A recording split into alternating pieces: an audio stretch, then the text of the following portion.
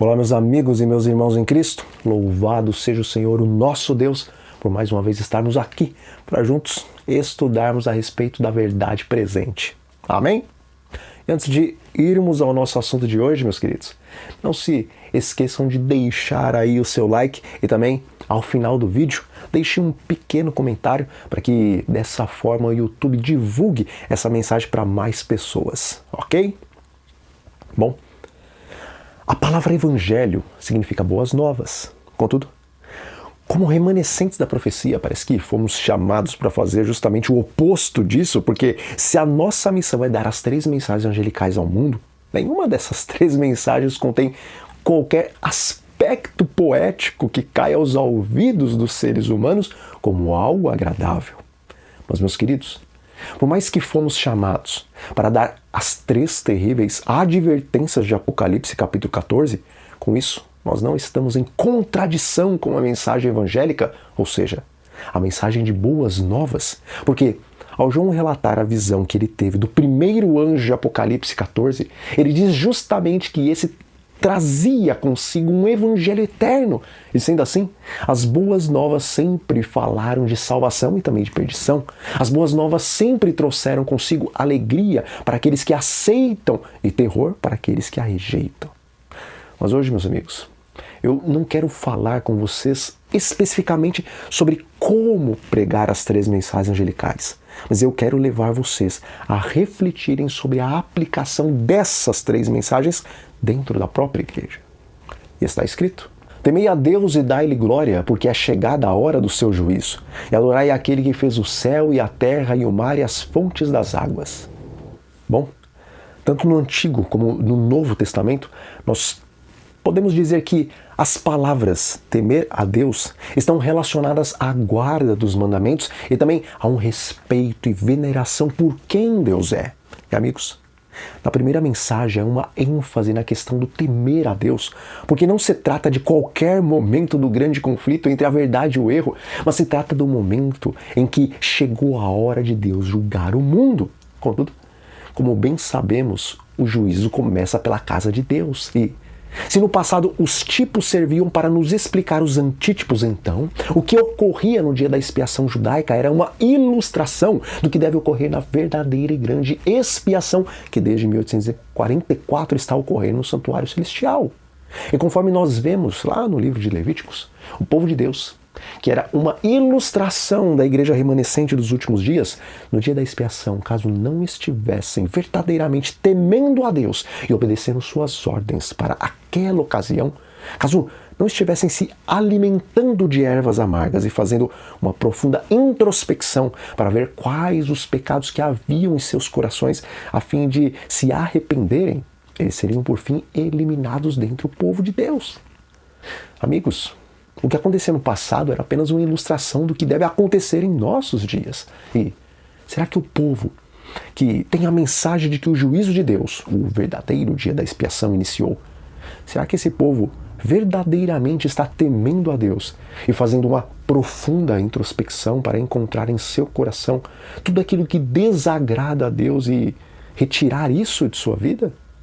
Bom, ao lermos a carta à igreja em Laodiceia, nós temos plena certeza de que, pelo menos com relação à maioria de nós, isso não está acontecendo. E meus amigos, assim como o Senhor disse aos israelitas que aqueles que não estivessem afligindo a alma no dia da expiação seriam eliminados do seu povo, da mesma forma, Jesus nos diz que se permanecermos nesse estado laodiceano, Ele nos vomitará da sua boca, Ele nos eliminará do seu povo. Portanto, se queremos dar uma mensagem ao mundo, apresentando a verdade que devemos temer a Deus porque chegou a hora do seu juízo, antes, precisamos viver à semelhança de como os israelitas viviam no típico dia da expiação. E diz a palavra de Deus: seguiu-se outro anjo, o segundo, dizendo: caiu a grande Babilônia, que tem dado a beber a todas as nações do vinho da fúria da sua prostituição. Amigos, para darmos ao mundo a mensagem de que Babilônia, o grande sistema da confusão espiritual que se instalou nas igrejas, está caída, primeiramente Babilônia tem que ser identificada e também removida das nossas vidas. Veja, o Espírito de Profecia nos diz que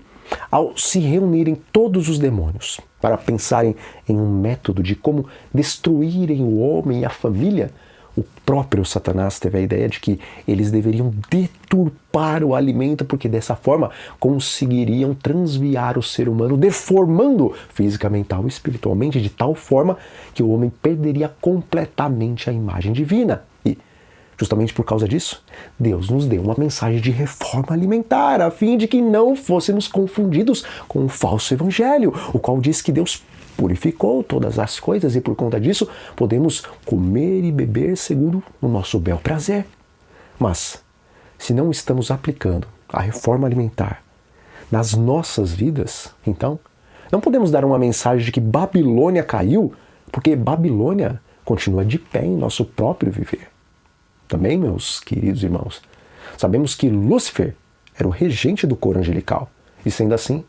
tendo ele a faca e o queijo na mão, certamente ele se utilizaria desse seu extremo e profundo conhecimento sobre a música para não apenas fazer dessa magnífica criação de Deus uma maldição para aqueles que estão no mundo, mas conforme vemos no espírito de profecia, Satanás também se utilizaria desse seu profundo conhecimento sobre a música para deturpar o louvor dentro da igreja. E queridos,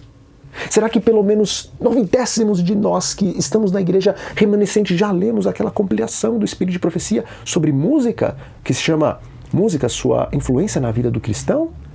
Bom,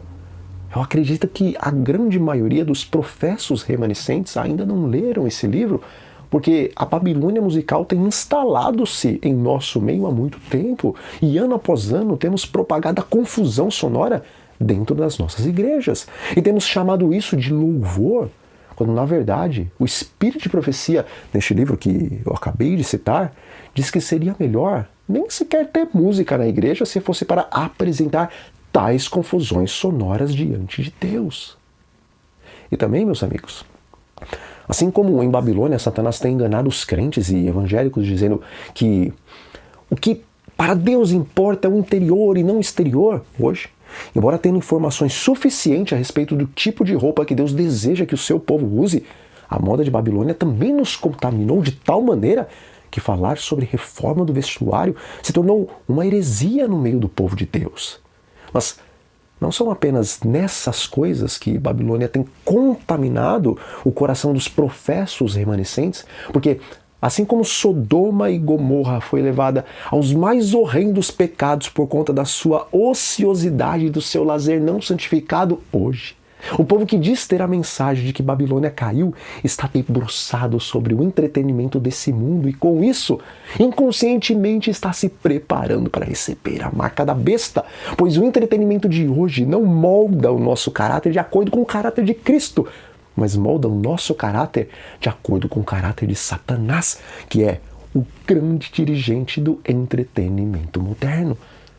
Mas as Escrituras continuam dizendo: seguiu-se a estes outro anjo, o terceiro, dizendo em grande voz: se alguém adora a besta e a sua imagem, recebe a sua marca na fronte ou sobre a mão, também esse beberá do vinho da cólera de Deus, preparado sem mistura, do cálice da sua ira, e será atormentado com fogo e enxofre diante dos santos anjos e na presença do Cordeiro.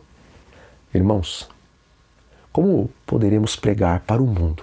que eles devem receber o selo de Deus, se muitos de nós nem sequer sabemos o que é realmente ser selado por Deus, enquanto outros de nós estão trabalhando justamente contra o selamento em vez de trabalhar em favor dele?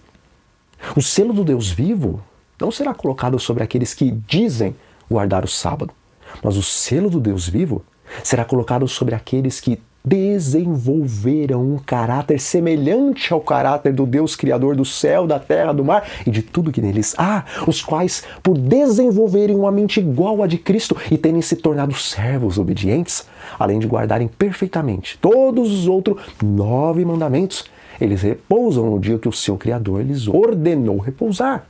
Mas, amigos,